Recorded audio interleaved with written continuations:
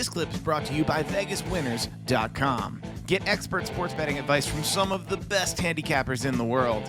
Head on over to VegasWinners.com and win yourself some money. The October 7th Raw, there's an interesting line that Jesse James says regarding Jarrett. He says, when he comes back, he can carry my bags.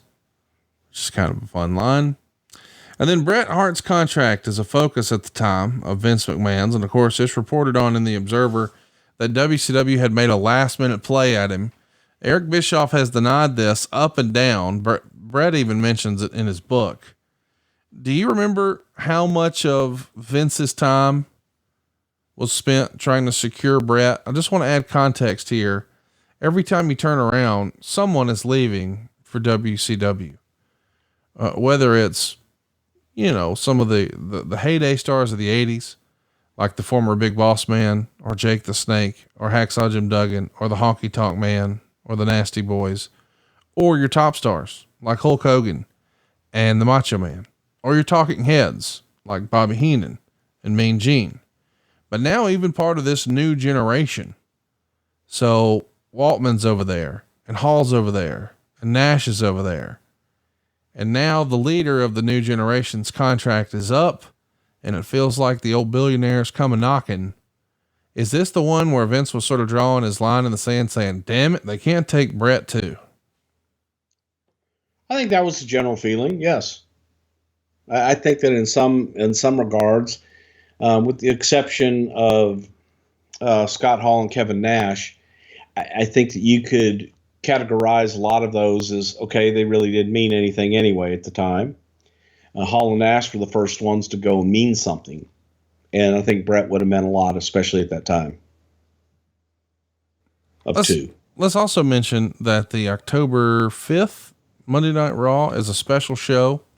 Or it's not a Monday Night Raw. It's a special show in Calgary. A lot of the talent are going to donate their pay to go towards disease research in the honor of Matthew Hart, who had died from a flesh-eating disease.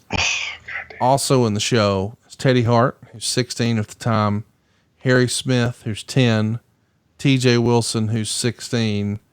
This next generation of the Harts are here. It's a big deal to Bret and the entire family. What do you remember about this special show in Calgary? I just remember it was heartbreaking. That's Teddy's brother. And Georgia's, I believe it's Georgia's son, right? I didn't know it was Teddy's brother who passed away. I believe you. I didn't know that. Yeah, I believe, but if it wasn't, I know Teddy and him were very close, but it was horrible time for the Harts. And, that family had dealt with so much tragedy just in general through the years, as you can imagine. I think that this one hit them all pretty hard because Matt was so young, and it happened pretty fast. And it just was tragic. It was just a very, very sad moment. And there was no one that didn't want to do the show. I mean, help out however they could. It's probably also another way to show Bret, hey, we're all a big family here.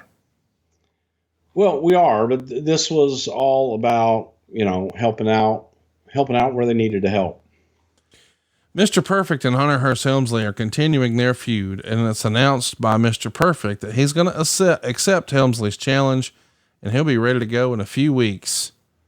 What do you remember the original payoff for this being? We know eventually Mr. Perfect's going to turn heel, reveal that he joins Hunter. We'll talk about that in a moment, I'm sure. But more importantly, he's not long for this world. He's off to WCW.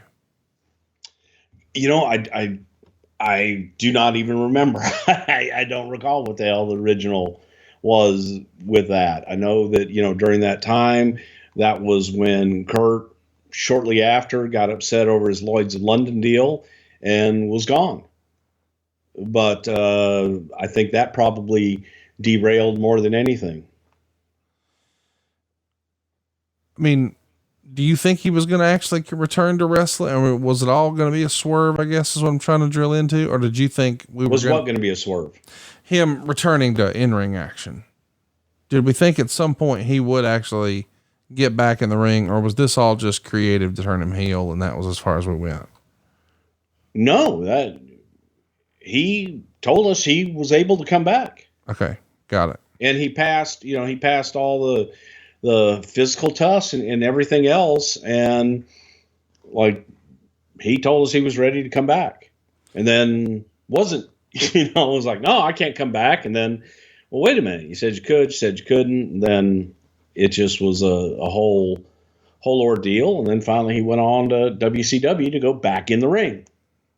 Hey, it's Conrad Thompson. Thanks for checking out the podcast here on YouTube. Be sure to hit the subscribe button and the notifications bell so you get a notice anytime we upload some new content.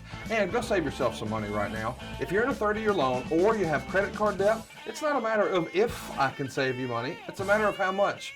Find out right now for free at SaveWithConrad.com.